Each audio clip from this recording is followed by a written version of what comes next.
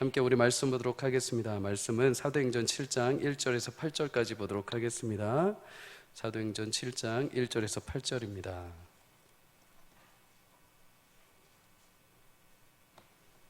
7절까지만 볼게요. 7절까지만 읽도록 하겠습니다. 한 절씩 함께 읽겠습니다. 대제사장이 이르되 이것이 사실이냐? 세반이 이르되 여러분 부형들이여 들으소서. 우리 조상 아브라함이 하란에 있기 전 메소보다미아에 있을 때 영광의 하나님이 그에게 보여 이르시되 내 고향과 친척을 떠나 내가 내게 보일 땅으로 가라 하시니 아브라함이 갈대아 사람의 땅을 떠나 하란에 거하다가 그의 아버지가 죽음에 하나님이 그를 거기서 너희 지금 사는 이 땅으로 옮기셨느니라. 그러나 여기서 발붙일 만한 땅도 유업으로 주지 아니하시고 다만 이 땅을 아직 자식도 없는 그와 그의 후손에게 소유로 주신다고 약속하셨으며 하나님이 또 이같이 말씀하시되 그 후손이 다른 땅에서 나그네가 되리니 그 땅 사람들이 종으로 삼아 400년 동안을 괴롭게 하리라 하시고 함께 읽습니다. 또 이르시되 종 삼은 나라를 내가 심판하리니 그 후에 그들이 와서 이곳에서 나를 섬기리라 하시고 아멘. 오늘 본문을 가지고 신앙의 본질이란 제목으로 함께 말씀을 나누겠습니다. 사람마다 여러 취미가 있습니다. 여러분 무슨 취미 가지고 계십니까? 취미 없으신 걸로. 자, 뭐 달리기, 수영, 운동, 뭐 꽃꽂이, 쇼핑, 여행, 낚시 여러 가지 그 취미가 있으실 겁니다.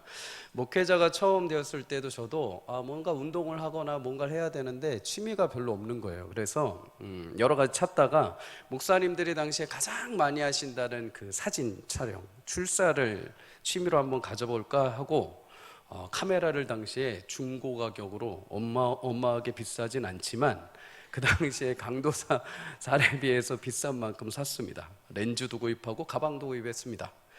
1차적으로 장비를 다 마련한 거죠. 사진은 장비빨, 그죠?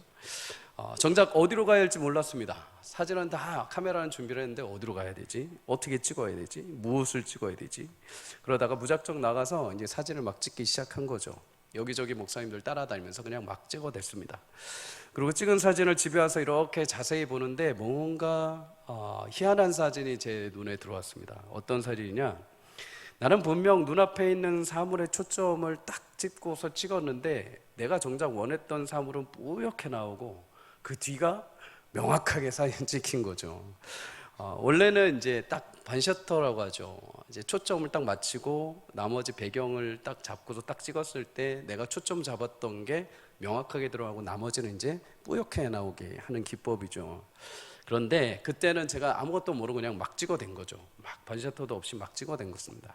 그래서 나중에 집에 가 보니까 내가 원했던 초점, 내가 원했던 사물에 대한 초점이 나가고 엉뚱하게 그 뒤에 있는 배경들이 명확하게 드러나고 내가 원했던 것은 흐려지게 나왔다는 거죠. 본질에 대해서 초점을 잘못 맞추면 정작 내가 봐야 하고 내가 주목해야 될 것을 잃어버리고 불필요한 것들에 내가 시선을 빼앗기고 살아갈 때가 있습니다. 시골의 어느 할머니가 한 달 동안 세계 일주 여행을 잘 마치고 돌아왔습니다. 동네 주변 사람들이 너무나 부러워가지고 그래 무엇을 보고 왔디야 하면서 물어봤어요.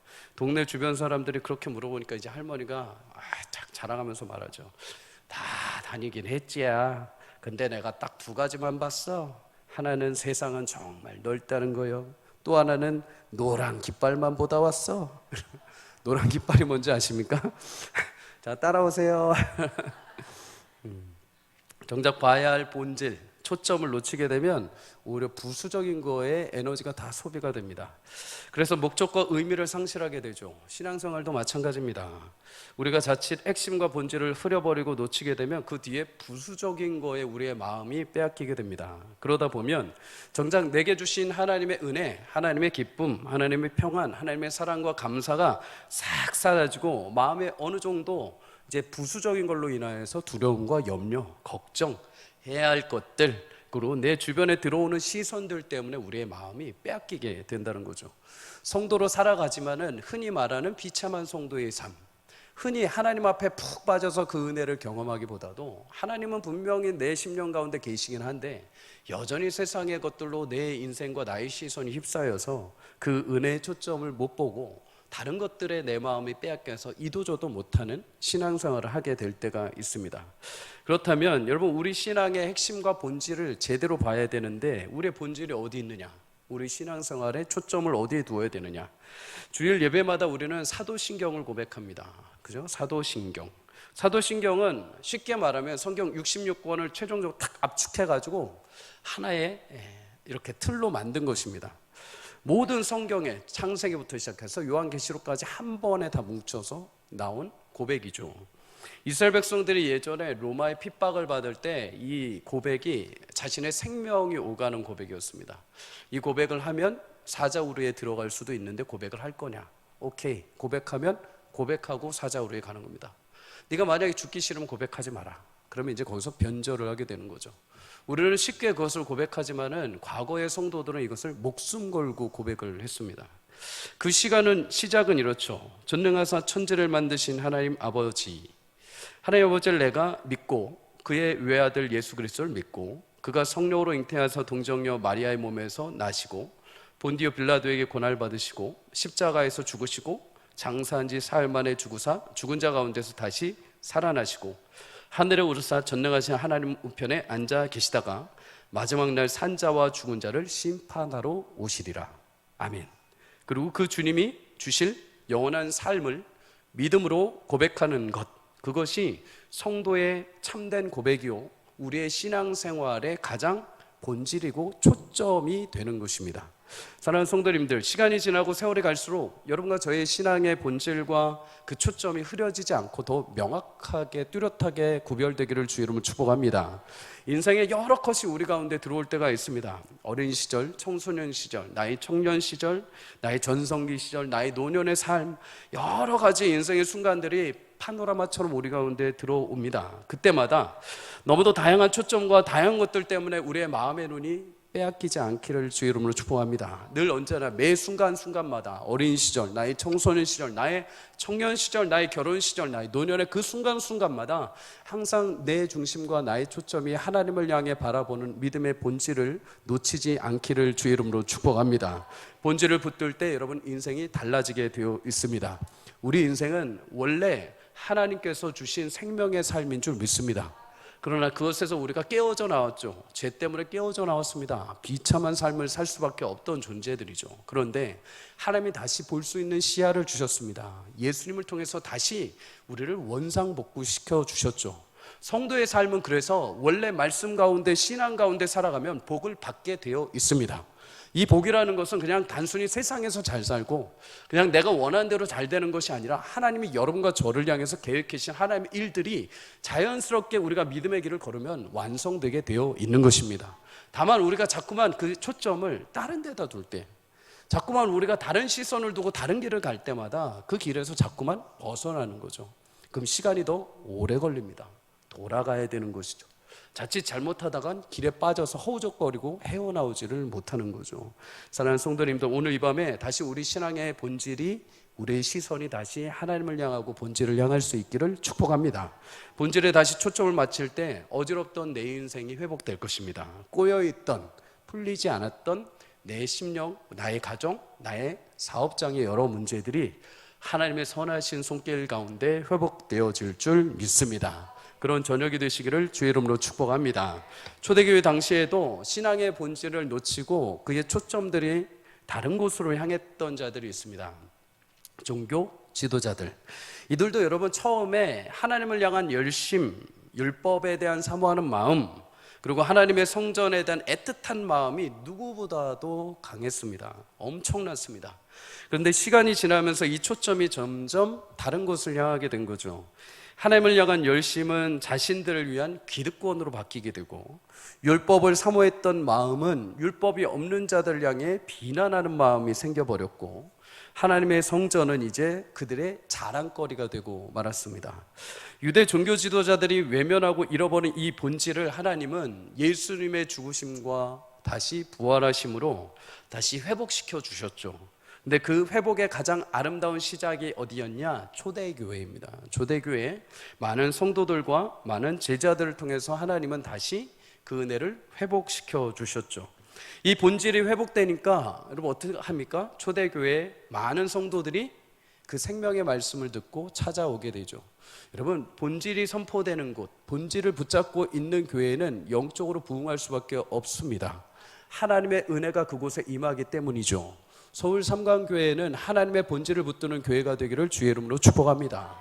어느 누구라도 그 10년 가운데 주의 본질을 붙들고 하나님 앞에 향해 있을 때 상처나고 모나고 길을 잃은 영혼들이, 수많은 영혼들이, 지금도 진리에 목말라 하는 영혼들이 이곳에 와서 하나님의 생명의 은혜를 마시게 될 줄 믿습니다. 그런 축복의 통로가 될 수 있기를 여러분 기도하며 함께 힘쓸 수 있기를 주의 이름으로 축복합니다. 본질을 회복한 초대교회, 수많은 사람들이 몰려들기 시작을 합니다. 믿는 사람들이 늘어나니까 여러분 일도 많아지게 되죠. 지지난주에 나눈 것처럼 초대교회 안에 구제 사역이 있었는데 그 중에 일이 너무 많아지다 보니까 과부들에 대한 지원을 살짝 잊어버린 일이 발생합니다. 헬라파 과부들의 명단이 누락된 것이죠. 이 일로 인해서 사도들은 이제 다시 한번 우리 왜 그랬지? 우리 왜 그렇게 실수했지? 누구 잘못이야? 이렇게 따지지 않고 이 기회를 통해서 우리는 다시 본질로 돌아간다. 우리는 다시 하나님 앞에 초점을 맞춘다. 사도인 우리는 원래 우리에게 하나님이 주셨던 말씀과 기도에 전무하겠다. 그러니 이것을 누군가가 대신 하나님의 일꾼들이 세워서 하나님의 일들을 감당하게 하자. 여러분, 위기를 하나님의 거룩한 기회로 삼을 수 있기를 주의 이름으로 축복합니다. 그냥 위기 가운데 그냥 누구 때문이야, 뭐 때문이야 이렇게 하고 주저앉아 있으면 그 아무 일도 일어나지 않습니다. 하나님의 역사도 일어나지 않습니다. 그럴 때마다 우리는 지혜롭게 그걸 통해서 하나님께서 우리 가운데 어떤 기회를 주시려고 하는 것인가, 내 가정에 이런 일들이 일어났는데 그냥 여기서 한탄하고 주저앉아 있는 것이 아니라 이거 어떻게 기회로 하나님께서 만들어 가실까? 하나님께 지혜를 구했을 때 하나님께서 여러분 그것을 반드시 하나님의 선한 뜻으로 다시 바꿔가시고 새로운 본질을 찾을 수 있도록 은혜를 주실 줄 믿습니다. 사도들은 위기가 찾아왔을 때 그냥 거기에 주저앉아서 삿대질하고 원망하고 싸우는 것이 아니라 우리가 본질을 놓쳤다, 다시 본질로 돌아간다. 너희 중에 선하게 성령에 충만한 자들, 칭찬받는 자들을 세워서 이 일들을 감당하게 하자. 그래서 성령 충만하고 지혜가 충만한 자 7명을 추천받게 됩니다. 그리고 그 중에 스데반이 선출되게 되죠. 7명의 집사들, 7명의 일꾼들 모두 성령 충만하고 하나님의 지혜가 풍성하고 성도들에게 칭찬받던 사람들입니다. 그 중에 스데반은 특별히 은혜와 권능이 충만하고 말씀을 전하고 기사와 표적이 일어났죠. 하지만 유대 종교 지도자들, 거짓 증인들을 세워서 스데반을 모함하게 됩니다. 스데반이 모세 율법과 하나님의 성전을 모독했다. 거짓 소문으로 스데반을 공회 앞에 끌어오게 됩니다. 그리고 오늘 7장부터 시작되는 이 긴 편의 설교는 스데반이 그들 앞에서 한 설교입니다. 스데반은 이 설교를 끝에 마무리를 지으면서 결국 돌에 맞아서 순교하게 되죠. 그럼에도 여러분 사도행전에 보면은 이 스데반의 설교가 가장 깁니다. 그리고 구약부터 시작해서 신약에 이르기까지 수많은 사람들의 설교가 있는데 그럼에도 그 많은 사람들의 설교 가운데 스데반의 설교가 유독 우리 가운데 하나님의 거룩한 역사를 명확하게 제시해주고 있는 설교라고 유명하죠. 그의 설교 어떠한가? 사실 굉장히 긴 본문입니다. 오늘은 그 중에 앞부분만 우리가 함께 나누려고 합니다. 스데반은 종교 지도자들이 너가 한 일이 진짜 맞느냐라고 질문했을 때 이 설교를 시작하게 되죠. 먼저 1절에 대제사장이 스데반에게 말합니다. 이것이 사실이냐? 당시 대제사장이었던 가야바가 거짓 증인들의 소문을 듣고 스데반에게 네가 진짜 성전과 율법에 대해서 거짓말을 하면서 하나님을 모독했냐라고 취조를 하게 됩니다. 그렇다면 종교 지도자들, 당시의 유대인들, 좀 학식이 있던 사람들은 왜 스데반에게 이렇게 성전과 율법에 대해서 굉장히 예민하게 반응을 했을까요? 유대인들은 당시에 중요하게 여기던 게 두 가지가 있습니다. 종합해 보자면 첫째는 율법입니다. 율법. 그럼 율법은 하나님께서 이스라엘 백성들을 애굽에서 노예로 이끌어내신 이후에 시내산에서 약속의 말씀으로 주시죠. 그런데 이 율법은 여러분 기능이 있습니다. 율법을 주신 목적이 있죠. 로마서 3장 20절을 한번 읽어볼까요? 시작. 그러므로 율법의 행위로 그의 앞에 의롭다 하심을 얻을 육체가 없나니 율법으로는 죄를 깨달음이니라. 아멘. 여러분, 율법을 주셨는데 하나님의 자녀가 되었으니까 너희는 이제 자녀답게 살기 위해서 이 말씀을 지켜야 돼 라고 주신 게 맞습니다. 그런데 여러분, 그 말씀을 주심과 동시에 무엇을 깨닫게 하시는 걸까요? 죄를 깨닫게 하시는 겁니다. 그 전까지 이스라엘 백성들은 하나님의 거룩한 손길 가운데 택함 받은 백성이 아니었죠. 그러니까 죄를 있는 대로 없는 대로 다 지었습니다. 마구잡이로 내가 원하는 대로 삶을 살았죠. 그런데 이제 하나님께서 하나님의 백성으로 부르셨습니다. 그럼 이제 하나님의 백성다워져야 되는 거죠. 하나님의 백성으로 부르셨는데도 여전히 죄 가운데 흥청망청 살아가는 것은 자신들의 본분을 모르는 겁니다. 하나님은 그래서 율법을 주신 겁니다. 자, 이틀 안에서 너희가 나의 말을 지키며 살아갈 때 너희에게 베풀고자 하는 나의 복과 은혜를 너희는 누리게 될 것이다. 이거는 구원하고는 다릅니다. 부르신 이에 합당하게 살기 위해서 주신 말씀이죠. 근데 그 율법이 한 가지 더 기능이 있었던 것은 죄를 깨닫게 하는 겁니다. 너희가 여태까지 살아왔던 인생, 너희가 지금까지 범해왔던 그것이 죄라는 것을 각성시켜 주는 거죠. 여러분, 죄를 각성하게 될 때 사람은 어떻게 될까요? 내가 이렇게 많은 죄가 있는데도 하나님이 나를 백성 삼아 주셨구나, 깨닫게 되는 거죠. 은혜를 알게 하는 것입니다. 그래서 죄에 대해서 하나님께서 이스라엘 백성들의 모든 것을 알게 하시고 그들을 자녀 삼아 주신 그 은혜를 깨닫게 위해서 율법을 주신 거죠. 근데 여러분, 율법이 죄를 깨닫게만 하는 것이 아니라 그럼 죄의 한계가 있지 않습니까? 우리가 죄가 이렇게 많은데 어떻게 하나님의 백성이 되었을까라는 궁금증에 대해서 율법이 계속 몰고 가는 곳이 있습니다. 그것이 어디느냐? 갈라디아서 2장 16절입니다. 우리 한 번 더 읽어보도록 하겠습니다. 시작. 사람이 의롭게 되는 것은 율법의 행위로 말미암음이 아니요 오직 예수 그리스도를 믿음으로 말미암은 줄 알므로 우리도 그리스도 예수를 믿나니 이는 우리가 율법의 행위로서가 아니고 그리스도를 믿음으로써 의롭다함을 얻으려 함이라. 율법의 행위로서는 의롭다함을 얻을 육체가 없느니라. 아멘. 하나님이 율법을 주셨는데 그 율법은 몽학선생처럼 이스라엘 백성들에게 죄가 뭔지 깨닫게 해줍니다. 지혜를 알려주는 거죠. 또 인간의 능력, 너희의 힘, 우리의 힘으로는, 율법으로는 도저히 하나님 앞에 나갈 수가 없구나. 하나님의 율법, 이 율법을 주셔서 하나님의 수준에 이르도록 우리를 요청하셨는데 우리는 죽었다 깨어나도 이 자리에 이르지 못하는구나. 그럼에도 하나님 우리를 구원하신 이유는 무엇인가? 예수 그리스도라는 것입니다. 그래서 여러분, 율법을 볼 때마다 그 율법 앞에 무너지고 죄를 깨달으면서 이스라엘 백성들은 계속 무엇을 구했을까요? 하나님 앞에 은혜를 구하는 겁니다. 제사하면서 은혜를 구하는 거죠. 우리도 마찬가지입니다. 여러분, 율법이 우리 가운데 이걸 지켜야 돼, 저걸 지켜야 돼, 이거 이상으로 먼저 요청하신 게 있습니다. 너희의 힘으로는 안 된다는 것입니다. 우리의 힘으로는 그 율법을 지켜서 어떤 하나님을 만족시킬 수 있는 존재들이 아니라는 것입니다. 우리 한계를 깨닫게 하시는 거죠. 우리의 죄를 계속 드러나게 하시는 겁니다.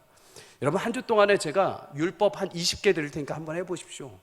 아마 매일마다 끄적끄적 하시면서 죄책감만 아마 100% 많아질 겁니다. 그런데 하나님의 율법은 그렇게 깨닫게 하시면서 어디로 이끌어 가십니까? 그래서 우리가 예수님의 십자가가 필요하다는 것입니다. 그래서 율법을 보면 죄가 많아지죠. 그런데 여러분, 성경 말씀처럼 죄가 있는 곳에 은혜가 넘치게 된다. 죄를 깨닫음으로 해서 예수님에게 우리는 나가는 겁니다. 내 마음에 계속 상심이 있고 율법에 대한, 말씀에 대한 지키지 못하는 연약함이 있을 때마다 나는 왜 이러지? 나는 왜 이렇게 무능하지? 나는 왜 이게 안 되지가 아니라 그래서 예수님을 보는 것이죠. 여러분, 만약 율법으로 내가 무엇인가를 하려고 하고 내가 무엇인가를 이루려고 한다면 예수님의 십자가를 부정하는 것이 됩니다. 예수님 오시지 말았어야 되죠. 내가 무엇인가를 하려면. 근데 율법을 주신 거는 너희의 무능하고 너희는 죄가 많고 너희는 아무리 발버둥 쳐도 못하는 그 인간들이지만 나는 그 율법의 한계를 넘어 너희에게 예수의 생명을 주었다는 것입니다. 그러니 누구라도 그 율법을 통해서 하나님의 백성으로 살아가면서 죄를 깨달을 때마다 십자가를 보라는 것입니다. 너희를 위해 이 모든 연약함을 위해서 죽으시고 부활하신 예수님을 통해 나 여호와 하나님 앞에 나오라는 것이죠. 사랑하는 성도님들, 오늘도 그 예수님의 십자가의 은혜는 우리의 율법의 모든 죄를 덮고 하나님의 은혜로 우리를 채워주시는 줄 믿습니다. 여러분, 매일같이 그 은혜를 사모하며 주님 앞에 나아가십시오. 가끔씩 그런 얘기 들으시도 예수님의 십자가 필요합니다. 예수님 십자가 그래서 필요합니다. 예수님 십자가 없으면 인생에 답이 안 나옵니다. 신앙생활에 답이 안 나옵니다. 아무리 머리를 굴리고 아무리 지식으로 해보려고 하고 아무리 율법을 내가 머리 굴려서 해보려고 해도 안 되기 때문입니다. 그래서 마지막 최종적으로 우리는 어디를 봅니까? 예수님을 보는 것입니다. 그 십자가에 이루신 예수님의 놀라운 사랑이 내가 지금 고민하는 이 모든 것들, 신앙생활의 갈등, 하나님 앞에 범죄한 모든 것들까지도 예수님이 다 해결하셨기 때문입니다. 그래서 그 주님만 바라보면 모든 것이 덮이게 되는 것이죠.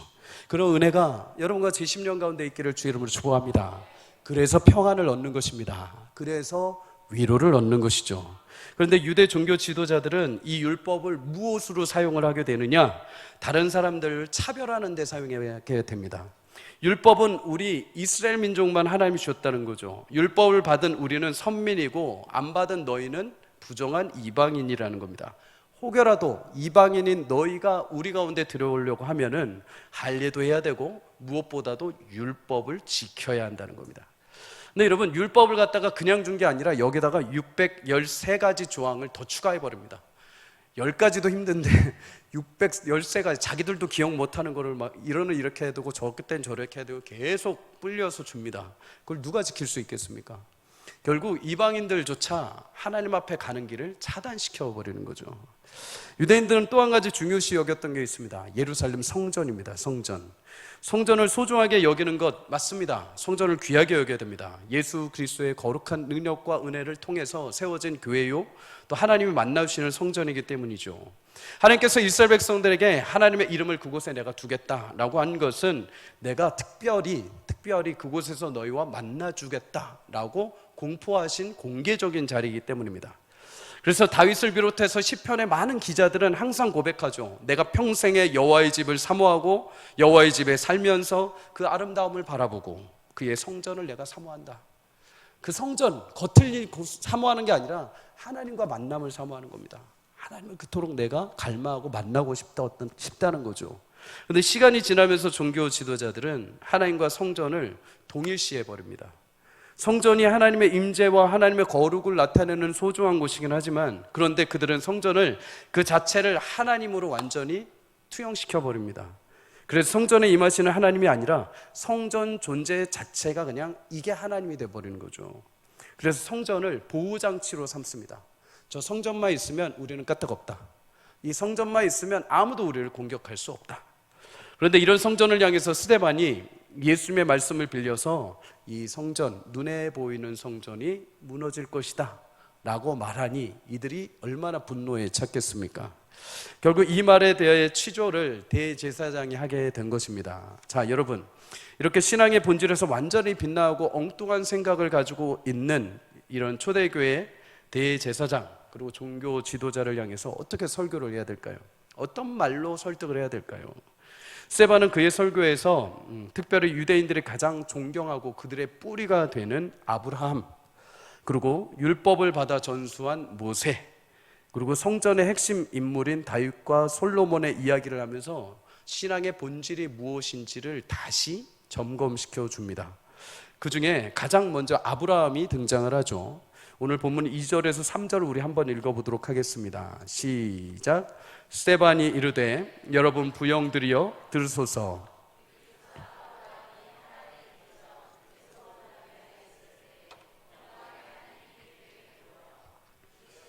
내 고향과 친척을 떠나 내가 내게 보일 땅으로 가라 하시니. 아멘. 유대인들에게 자부심이요 최초의 시작은 아브라함입니다. 여러분들에게도 여러분 가문의 자랑거리가 있으시죠? 나는 무슨 김씨야, 나는 무슨 박씨야, 우리는 과거 무슨 신라왕 무슨 몇 대 손이고 이런 거 있으시죠? 예. 저만 있는 걸로. 자, 스데반이 조심스럽게 아브라함에 대해 설교를 시작합니다. 아브라함은 굉장히 예민한 부분입니다. 이게 그 조상들이기 때문이죠. 그는 메소포타미아에 있을 때 하나님이 그에게 보이셨다라고 말하죠. 그리고 그의 고향 친척, 그의 고향을 떠나 하나님이 예비하신 땅으로 가라라고 말씀하셨다고 합니다. 메소포타미아라고 한다면 우리가 흔히 들은 갈대아에 있는 우르 땅입니다. 요단 동편에 있는 우르는 상업이 굉장히 발달한 도시고 또 물물 교환과 문화 교류가 굉장히 활발했던 곳이죠. 물물교환, 문화 교류가 많았다고 한다면 당연히 거기에 우상의 교류도 많았습니다. 그렇다면 갈대아 우르에서 아브라함의 신분은 무엇일까요? 아브라함을 하나님 부르셨는데 과연 그의 신분은 어떤가? 여호수아 24장 2절은 이렇게 말합니다. 여호수아가 모든 백성에게 이르되 이스라엘의 하나님 여호와께서 이같이 말씀하시기를 옛적에 너희 조상들 곧 아브라함의 아버지 나홀의 아버지 데라가 강 저쪽에 거주하여 다른 신들을 섬겼으나. 아브라함의 아버지가 있는데 그 아버지가 뭐를 섬기던 사람입니까?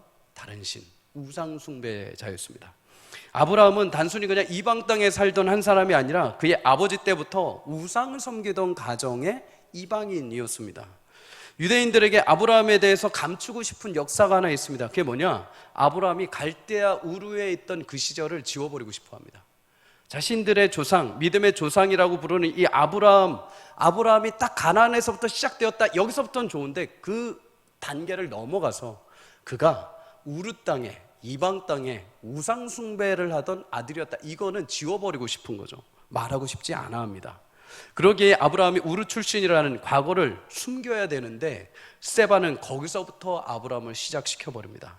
무엇을 말하고 싶을까요?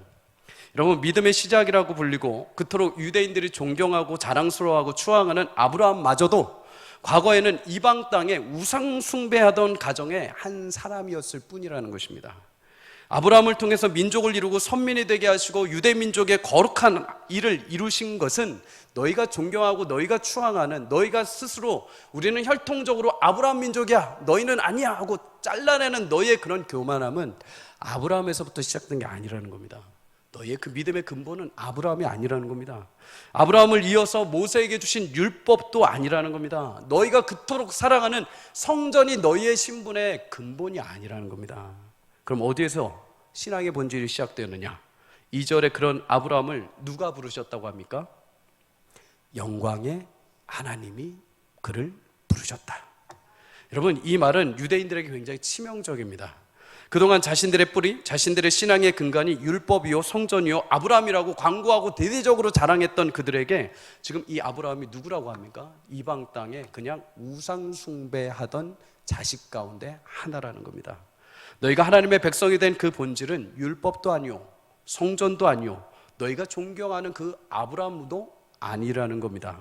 오직 그 아브라함, 무명의 땅에 우상 숭배하던 아들을 찾아가시고 부르신 영광의 하나님으로부터 시작되었다. 이것이 스데반의 요점인 거죠. 내가 신앙의 본질과 초점을 잃어버린 것에 대해서 우리가 점검할 수 있는 방법이 하나 있습니다. 신앙생활의 초점, 본질을 잃을 때 우리에게 나타나는 증상 중에 하나는 은혜가 상실되어 버립니다. 은혜가 잊어져 버립니다. 그냥 당연하다는 듯이, 여러분, 당연하다는 듯이 신앙생활을 하다가 무엇인가 내게 뺏기거나 안 되지 않습니까? 그럼 분노가 일어납니다. 화가 일어나죠. 짜증이 일어나게 됩니다.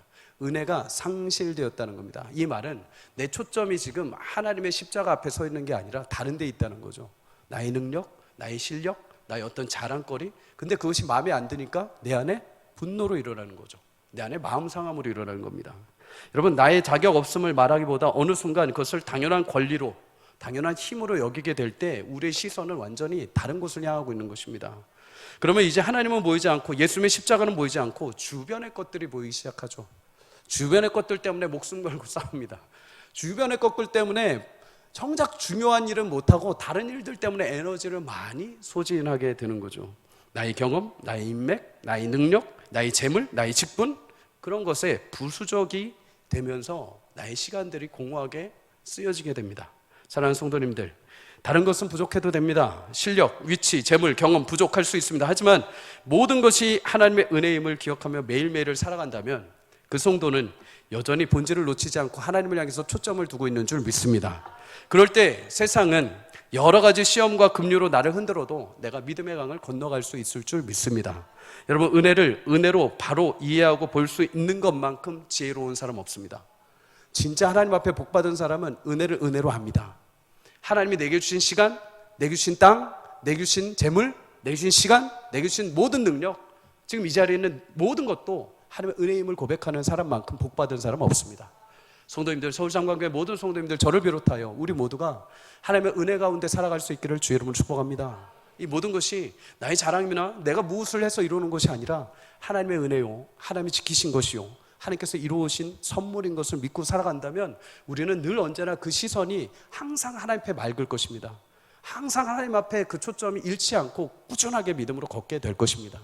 여러분, 언제나 내게 은혜가 있는지, 내가 지금 무엇을 자랑하고 무엇을 고백하고 있는지를 늘 점검해 보십시오. 그럴 때마다 내가 앞서 있구나, 내가 또 스스로가 무엇인가를 이루었다고 자꾸만 얘기하는구나, 내가 또 왜 이거 가지고 불평하고 있지 라고 할 때 앞서 있구나, 십자가 뒤로 다시 물러나야겠다, 십자가를 다시 앞세워야겠다. 그럴 때 내 주변에 일들이 해결이 안 돼도 하나님의 은혜가 내 심령 가운데 폭포수와 같이 넘치게 되는 줄 믿습니다.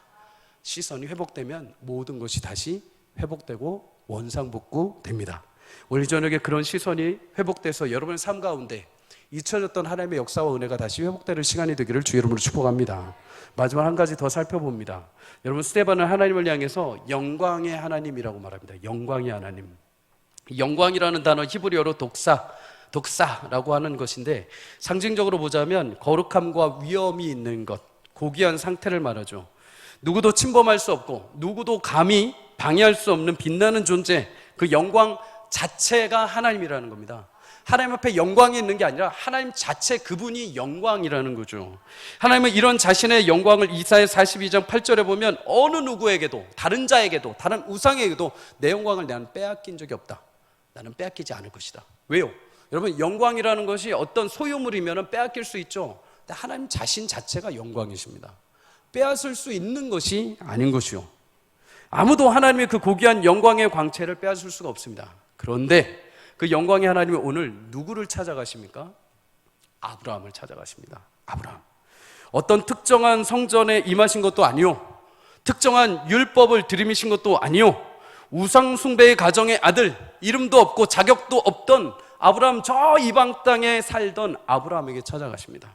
그리고 일방적으로 그를 우르 땅에서 떠나 하나님이 보이실 땅으로 가라라고 명령을 하시죠.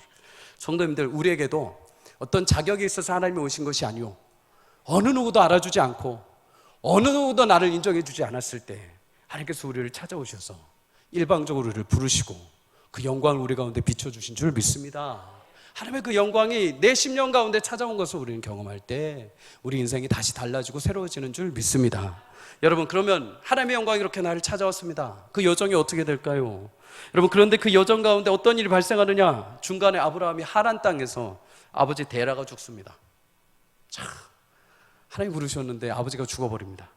이뿐만 아니죠, 약속의 땅에 가지만 흉년이 듭니다. 가나안에 정작 도착을 했는데 흉년이 들어서 애굽으로 피신을 갑니다. 여러분, 애굽으로 갔는데 바로가 사라, 아브라함의 아내를 보더니 너무 아름다운 겁니다. 저 여인이 누구냐? 아브라함 졸지에 그냥 초라한 한 남자가 되어버립니다. 자신의 목숨을 구걸하기 위해서. 여보, 한 번만 내 누이라고 해줘. 이런 남자 안 만나시길 축복합니다. 우리 승아, 이런 남자 만나면 안 돼요, 그죠? 근데 이때 어떻게 합니까? 이렇게 비참하게도 넘어갑니다. 온통 실수투성이죠. 심지어 어떤 일까지 있느냐? 하나님께서 이삭을 주신다고, 약속의 후손을 주신다고 약속하셨는데도 기다리지 못하고 사라와 함께 그의 몸종 하가를 불러들여서 이스마엘을 낳게 됩니다. 온통 모든 것이 실수투성입니다. 심지어 5절에 뭐라고 합니까? 그가 약속의 땅에 들어오기는 했는데 그가 발붙일 만한 땅, 다른 말로 번역하면 손바닥만한 땅도 하나님이 유업으로 주시지 않았다고 합니다. 하나님 너무하시죠? 아무리 아브라함이 그렇게 실수해도 적어도 땅 하나는 주셔야 되지 않습니까? 집 한 채는 그래도 주셔야 되지 않습니까? 실제로 아브라함이 가나안 땅에서 죽기 직전까지 얻은 땅이라고 한다면 딱 하나밖에 없습니다. 사라하고 자신하고 죽어서 묻힌 막벨라 굴밖에 없습니다. 장례하는 묘지밖에 없죠.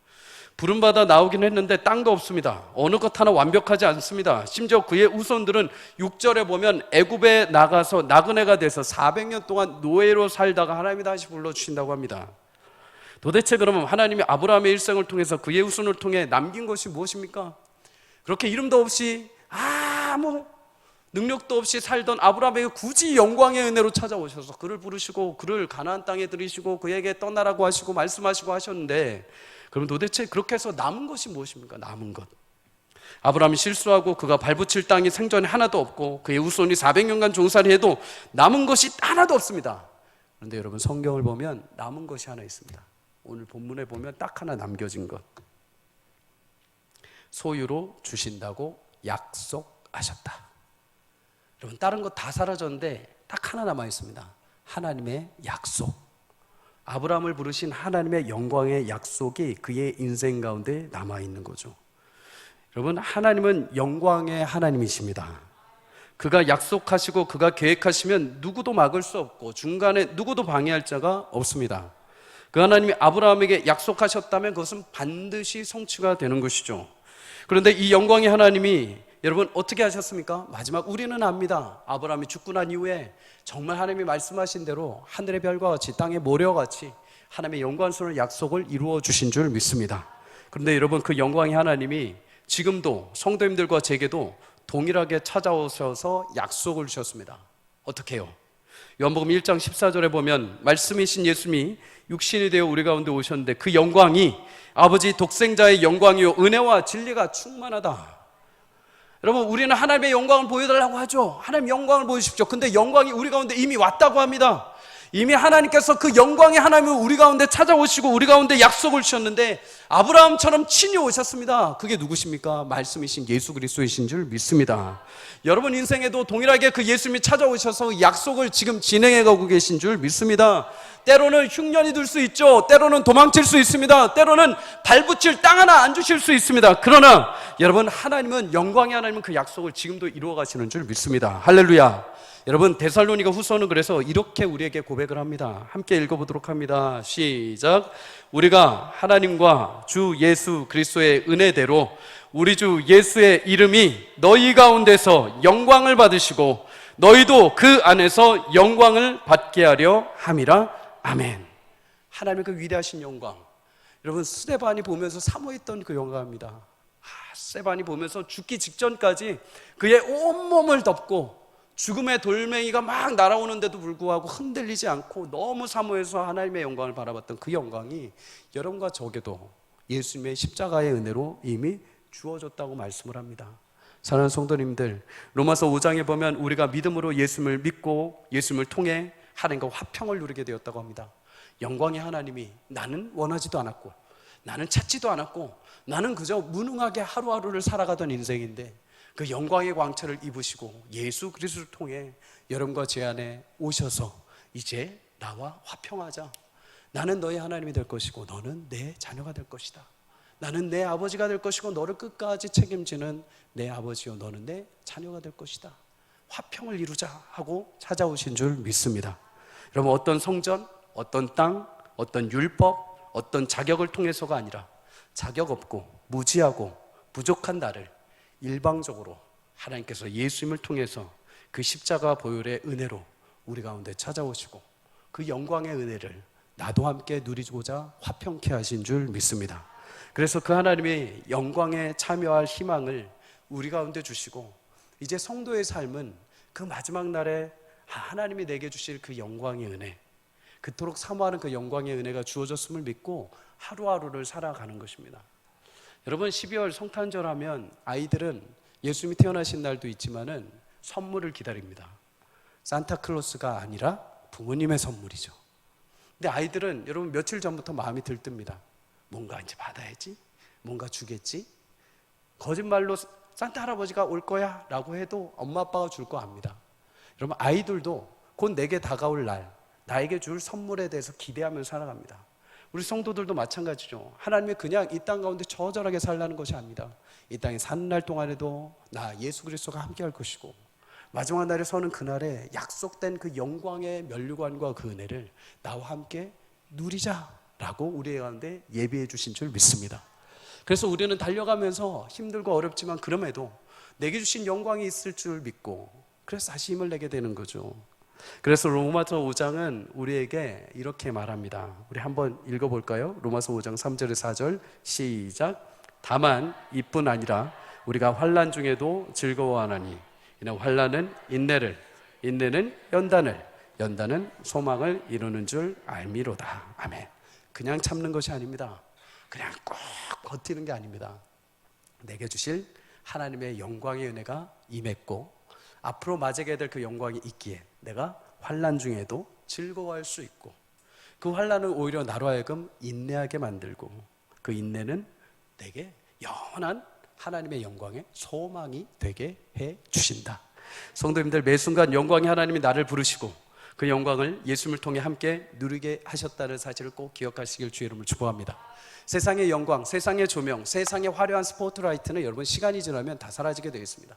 전성기가 여러분 길어봐야 5년, 짧으면 여러분 1년 안에 모두 끝나고 사람들의 관심은 사라집니다. 그러나 하나님의 영광의 왕처는 여러분들을 영원까지 지키시고 보시고 이루어 가시는 줄 믿습니다. 그 약속이 지금 여러분과 저의 삶에 함께 비춰주고 계십니다.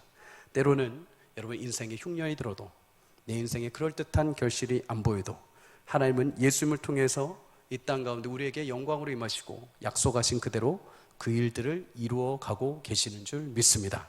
그 영광의 권능의 옷을 입혀주시는 그날까지 함께 여러분 믿음으로 달려갈 수 있기를 주의 이름으로 축복합니다. 마지막 날 섰을 때 그 영광의 은혜가 우리 서울상관교회에 가득 비춰줬을 때 하나님 너무 감사합니다. 주님의 귀한 은혜였습니다 라는 고백하는 귀한 성도요 교회요 그런 인생들이 되시기를 귀하게 주님의 이름으로 축복합니다. 이 시간 우리 함께 찬양하고 기도하도록 하겠습니다.